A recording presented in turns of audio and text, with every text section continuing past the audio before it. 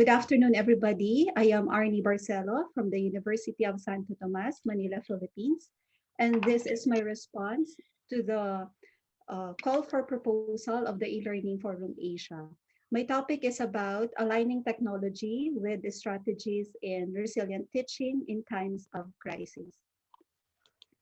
According to World Bank, in low and middle income countries, learning poverty stands at 53%, while the poorest countries is 80% on the average. With the spread of COVID-19, 180 plus countries have mandated temporary school closure, leaving an estimated of 1.6 billion children and youth out of school. This 85% of young learners worldwide are affected, and these are the NEET. NEET means, as classified by World Bank, these are the persons or learners not in education, rather, not in education, not employed, and not on training. These are the persons who are employed, not in school, or not in vocational training. And the teaching and learning in developing countries in Asia are in sudden change in e-learning. And because of COVID-19, they quickly led to the closure of the universities. And the recommending learning agencies, they recommend or push for distance learning or open platform education. But there is a problem that we need to address when we push for distance learning, that is the internet connection. Average internet connection speed in selected Asian countries, it is said that 35% of Asia's population of 4 billion, which is 1.5 billion, are smartphone users. And on the average, the internet bandwidth in Asia is 5.78 Mbps. That is low internet bandwidth compared with other continents or other part of the regions. The developing Asian countries are still behind in developing internet infrastructure. In the Philippines, we have the average of 5.5 connection speed in Mbps. So mentioned with that two important issues in e-learning, these are my 4 points of discussion. First, the difference between online teaching and emergency remote teaching. Second, the guiding principles of resilient design for learning in a course plan, and the use of a care-centered approach in emergency remote teaching. Fourth is the aligning of technological decision with teaching strategies in times of change or crisis. So when the COVID-19 hit in the Philippines, we are in the middle of academic year, and we are on a face-to-face mode or blended learning. We have lab simulation, team sports, after-school activities, research conferences, competitions, and even concerts.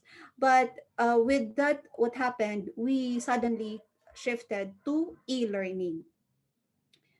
And there are significant issues in e-learning. First, the limited or no access to computers and mobile technology, low internet bandwidth, lack of experts in the information technology and electronic fields, especially in rural and remote areas, and the language barriers. There are MOOCs that are made in English or written in English, but the other Asian region, they cannot translate that into English. So the solution to that is directly translate it into their local Asian language.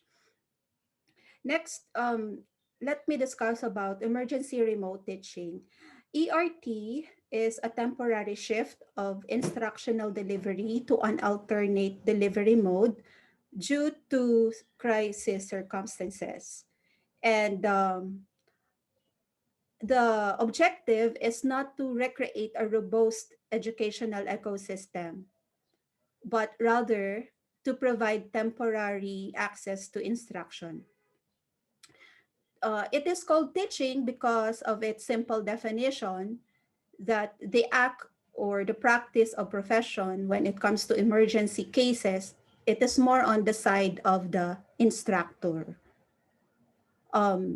The primary goal of ERT, and I combined it with a care-centered approach, is to maintain a continuity of instruction and allow learners to complete the course requirement while understanding the equity and access issues, even if the course's final version was not what they had initially planned. So I use the metaphor, the lifeboat, as a metaphor to resilient and emergency remote teaching, because we have to sail continuously until we get to the destination or we completed the the requirement or the missions. Next, I have here table. I summarize the difference between online learning and emergency remote learning. We have to understand this, and we should have this correct mindset so that at least we can embrace and know what to do or address the issue. So online learning and emergency remote learning, they differ in their delivery of instruction. Of course, in online learning, the primary means of delivery of instruction is online, and emergency remote learning, it is just a substitute to face-to-face. When it comes to preparation, there's a substantial amount of time for online learning. But in emergency remote learning, there's just a quick consolidation of vast amount of materials. And in the integration of technology, there's a rich technology integration in online learning, but in emergency remote learning, there's a limited technology integration. There's a planned and focused faculty development for online learning program, but in emergency remote learning, there's a quick adaptation to online instruction with minimal training on technology. When it comes to online pedagogy, online learning, the teachers for online learning, they are trained for online pedagogy, but in emergency remote learning, teachers are not that trained to online pedagogy. And let's proceed with resilient teaching. Resilient teaching is a strategy to facilitate learning experiences designed to adapt to change quickly and disruptions. It is dynamic in nature. It may require new forms of interaction between the teachers, the student, the content, and the tools. So there are three principles in designing a resilient teaching plan. First, you design for extensibility. This is the ability to foresee the changes, whether the change is required or optional. Next is design for flexibility. It means that you have to respond to potential changes in the learning environment. And design for redundancy. It is in your course plan, in your teaching plan, you have to identify and create pieces that could perform similar operation. So I have here, I summarize all the guide questions for designing a teaching plan, whether you want to use or in the perspective of emergency remote teaching, resilient teaching, and technology alignment.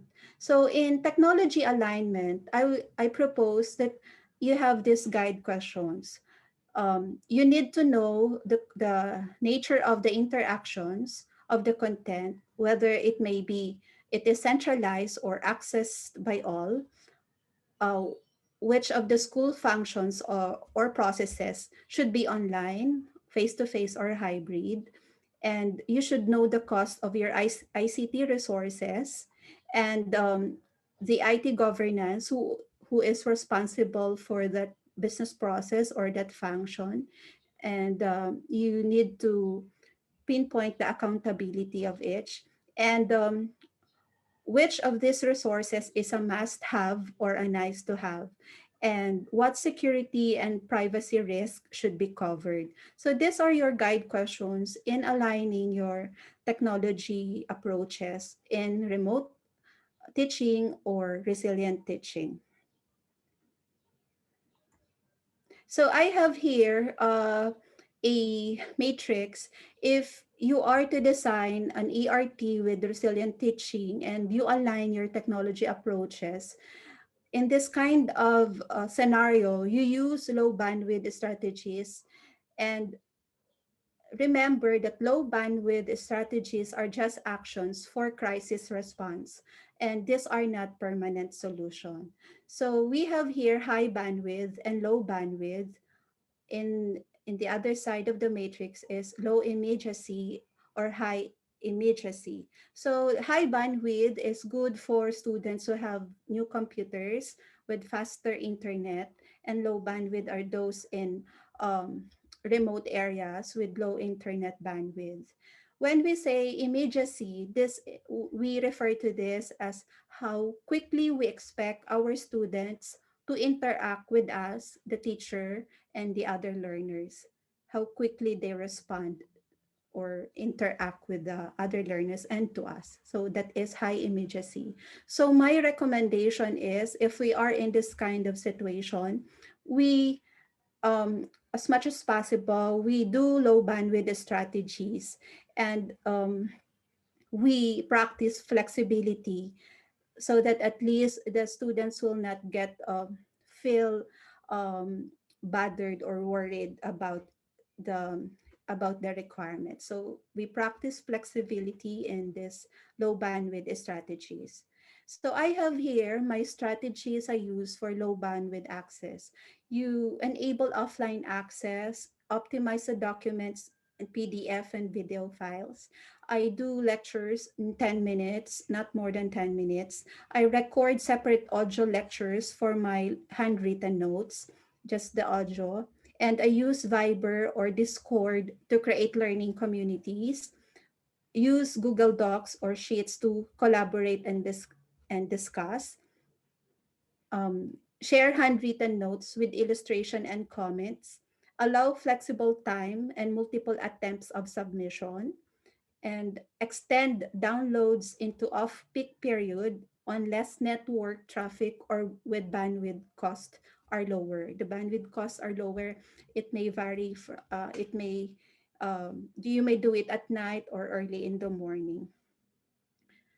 So this is my example of my lecture. I have here the written notes, the illustration and the comments, and I just take photo of it and then share it to my students. These are the ways how you can um, make or reduce the file size of your picture, of your PDF file, of your audio and your video file. Just remember that these strategies are just action for crisis response. And when the time comes that it go back to normal, you can go back to the high quality of files. And here is my teaching plan, and I use PDCA model, the plan, do, check, act model. First, I pause for a while, then look at the course learning outcome, the expectation of the course, and then I consider the situation of my students and the location of the teacher and my students. And I conduct surveys. I ask them, do they have computer, access to computer? Do they have smartphone or tablet? Do they have Wi-Fi, or are the data limits, or are they using data for the internet access? How many people are there in their homes? Do they also need computer or tablet, or do they share tablets? And can they do video or stream content? Or what is the preferred language for communication? And then I check their capability of upload, download the file. Do they know how to do calendar invites, attach the file or email? So just to be sure that they know how to the technicalities of online learning. And in the do part, uh, I do the two categories of distance learning, the real-time instruction and independent student learning. Um, and instead of taking exam or a quiz, I let them do analysis or project-based or homework. And I post videos I post the links rather than the exact file of the videos, or the I instead of the file, I store them in a Google Drive or share the link to them. And in the check, I apply the principles of resilient teaching plan. And if the approach or strategy is proven or effective to the students, I will make it as a standard practice for this kind of setup. And whatever scenarios that we may encounter, this is the 15 fall scenarios that Dr. Josh Kim and Dr. Eddie Maloney of uh, Georgetown University, they said that we will encounter different scenarios, but I would say that whatever scenarios we get encountered to, we should um, look at the right perspective and look at the real situation. So, in a summary, institutions can implement ERT to maintain continuity of instructions and realize that emergency remote teaching or ERT is not equivalent with online learning. And resilient teaching is the ability to facilitate learning experiences that are designed to be adaptable to fluctuating conditions and disruptions in the environments they are situated in. And to ensure the well-being and equity of the learners in times of crisis, the contents and interactions in teaching plans should adopt a care-centered approach in ART, which considers the equity and the well-being of the learners. And it should be designed in 3 resilient teaching strategies, and then align your strategies to your technological decisions. And when you consider your technological decision, you look at your functions and processes, your accessibility, the cost, the IT governance, and privacy and security risk. These strategic approaches should be part of the permanent process on how academic organizations address crisis and change. That is my proposal, and these are my references. And thank you very much for listening. And that's it for my sharing. I am now ready to answer questions. Thank you.